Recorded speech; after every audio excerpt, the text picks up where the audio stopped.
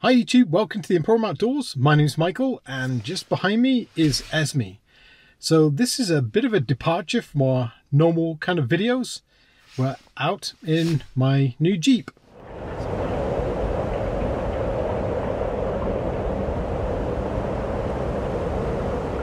So I went out and purchased a Jeep Rubicon.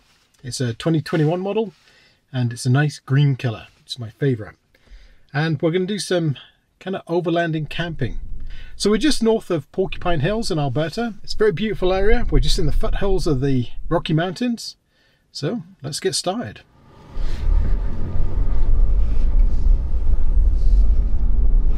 So I'm currently in 4 Auto, which is the part-time 4-wheel drive.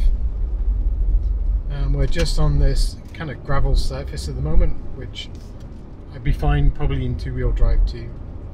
Typically I tend to put it in 4-wheel drive in my truck because the front end tends to slip around slightly.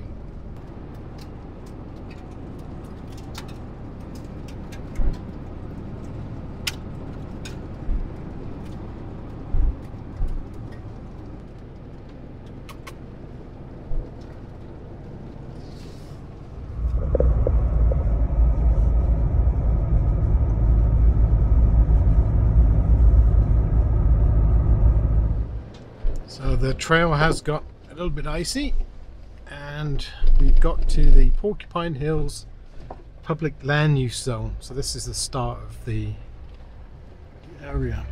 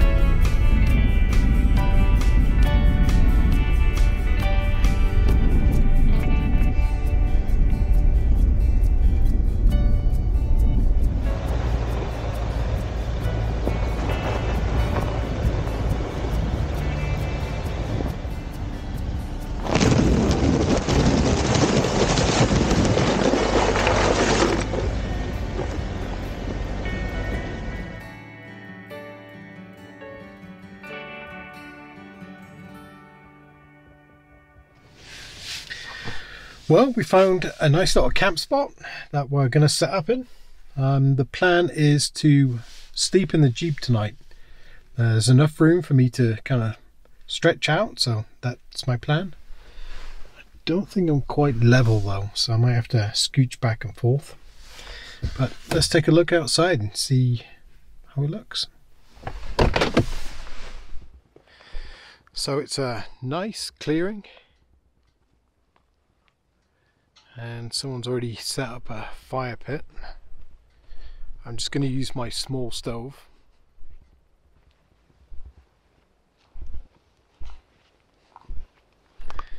So it's a little grabber. What do you think, Ez? Is this good?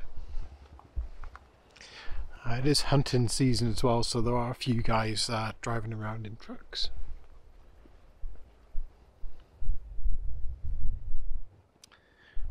I think this will do nicely.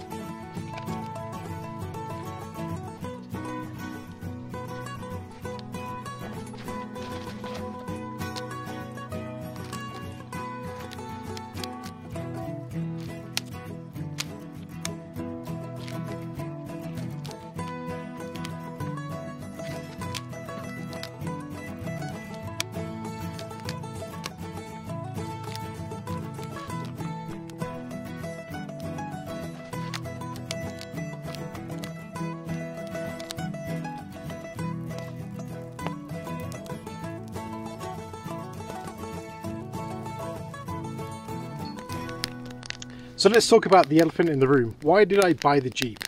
So a couple of things happened recently. I moved from Edmonton down to Medicine Hat, and the way that I do my camping and filming, everything else has changed quite a bit. The trip out to this area, the only crown land in the area, is out to the west towards the mountains. It takes me an extra hour at least to get out here. And it's not really working out for me. It was getting very tedious, especially with towing the trailer with the Can-Am and then leaving the truck in populated staging areas, which I don't like to leave my gear around people because you don't know whether it's going to get broken into or not. So I was always nervous on the couple of trips I did do that I was going to come back and something was going to be missing or broken or whatever. I've always wanted a Jeep, but the time never seemed right. So I went out, bought the Jeep, and I've decided to sell the Can-Am, sell the tracks, sell my trailer. The truck's already gone, so that's finished. The F-150 was sold.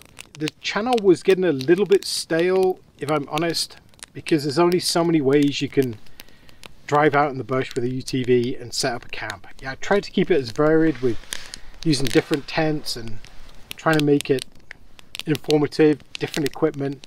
So the way I tried to keep it fresh was just to change the equipment, but the activity was more or less the same.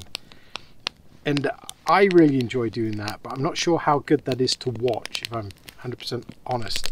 So I see this as an evolution to the channel, and I'm hoping that you'll stick with the channel despite the changes. Whenever you change something, I think you do get people that are like, I really liked it when he or she did this, or you know, it's always problematic, I think, because people go to a channel and they like to see what they like to see. It's effectively the same thing as the Can-Am. The Jeep will replace that role. So I only really used the Can-Am to get me from place A to place B so I could set up camp. To me, the camping was the most important part. It was nice to run trails, but I don't really find a lot of fun just running through the trails. I mean, it's beautiful, it's nice once in a while, but I really want to get to where I'm going to get to, and I want to set up camp. I enjoy that aspect of it, building something, you know, making it nice, spending the night or two, and then getting back out. So it's really just a transport thing, and the camping thing is what I really want. So the Jeep will replace that. Tonight I'm going to be sleeping in the back of the Jeep because I want to try that out. That might be an interesting way to go for a kind of quick and easy camp. Go out, throw my stuff in the back, sleep, see how comfortable it is. That would be awesome. I could do some really cool things with that. And then for the more cooler temperatures, I can open up the back, set up my hot tent, and it can be right there. I think it's going to really work out. So if you have any questions, leave them in the comments below and I'll try my best to let you know. But I'm excited about it. I think it's pushing me outside my comfort zone. And I think if you want to grow as a person, I think you really have to kind of push those boundaries and see where it goes. It's very easy just to plod in the same footsteps you've always trodden in, but I've always tried to keep pushing, see where it goes, see what works, see what doesn't. I'm not afraid to fail, and I have failed many times in life, but I've also succeeded. But if I hadn't have tried, I wouldn't have known which would be the right path. So I'm a firm believer in pushing yourself a little bit, becoming uncomfortable, and building that confidence in your skills and finding out what you like in life. Anyway, that section's over, and back to the camping.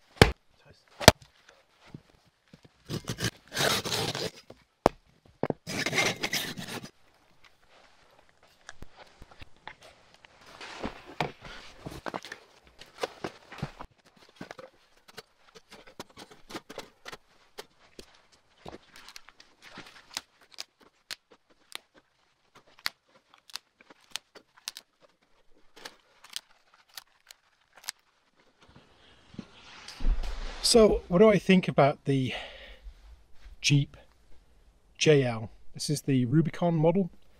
It has every option apart from the adaptive cruise control and the anti-collision stuff. It's very hard to get them with everything right now, so I had to make some compromises. I could have had with the anti-collision or the heated seats, and I chose the heated seats. So it's a pretty amazing vehicle. I've been running through the Porcupine Hills. We didn't go through anything too crazy, but I feel very confident in it. It actually gives me the same feeling the Argo did, if you've been a long time viewer, when I ran the Argo. Apart from it has a lot more comfort than the Argo. It gives you that kind of feeling that regardless of what's down the trail, I could probably get through it unless I'm stupid, unless you make a very serious misjudgment.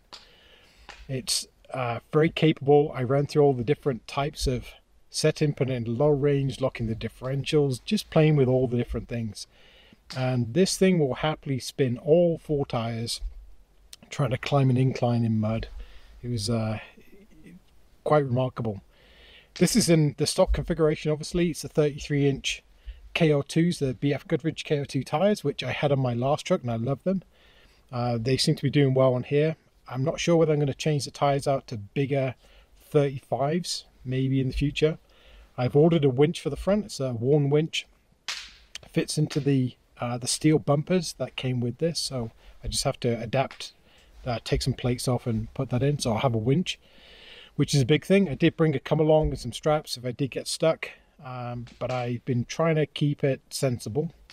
It's got all the nice features. It's got Apple CarPlay, it's got heated seats, heated steering wheel.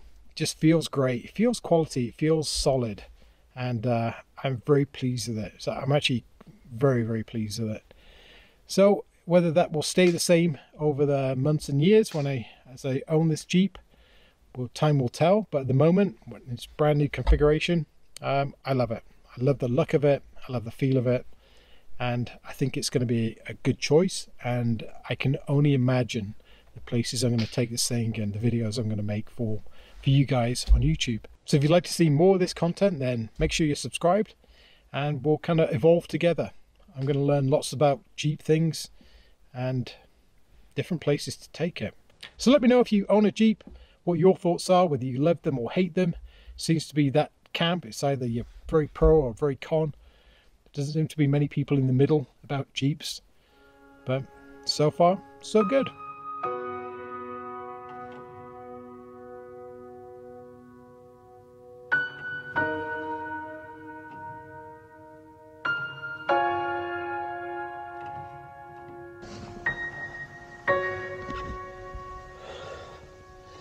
So what I just got figured out is you can't have anything under these seats, because as they go forward it crushes it, so that's good to know. But this will work nicely, I think.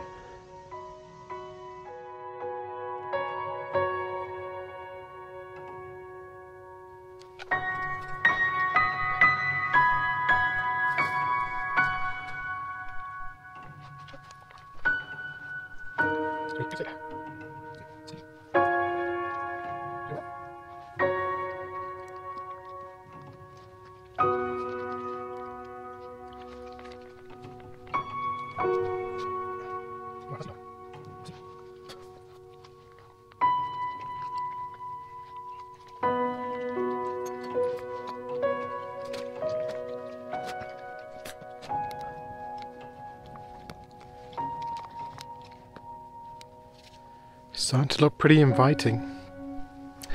I actually brought my laptop with me as well, so I can upload some of this content and start editing, which would be great. These are the Olight bulbs, and they stick to anything metal. I have them all scattered throughout, so I like that.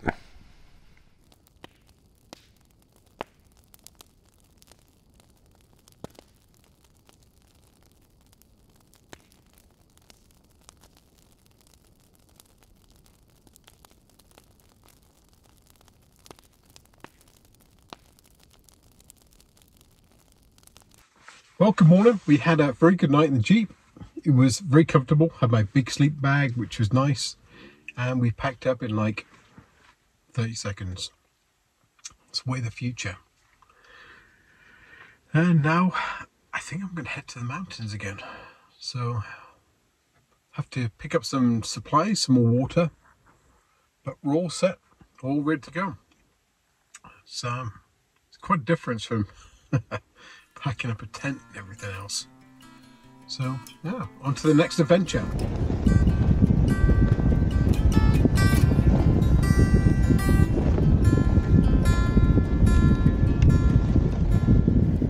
So for our second night's camp, we decided to go up to Crow's Nest Pass, which is in the Rocky Mountains. As we headed deeper into the mountains, we found there was quite a bit of snow, more than I was willing to take the Jeep through without a winch. However, the snow we did encounter didn't cause any problems, and we did manage to pull someone else out of a ditch, which was pretty lucky. We camped in a nice quiet spot and just spent some time relaxing, catching up with reading, etc. Esme and I did some walking in the snow, and we both had a really good time. I didn't really film that much of this part of the camping trip, and I'll leave that for a future video. So I hope you'll stick around for more Jeep adventures, and until next time, take care.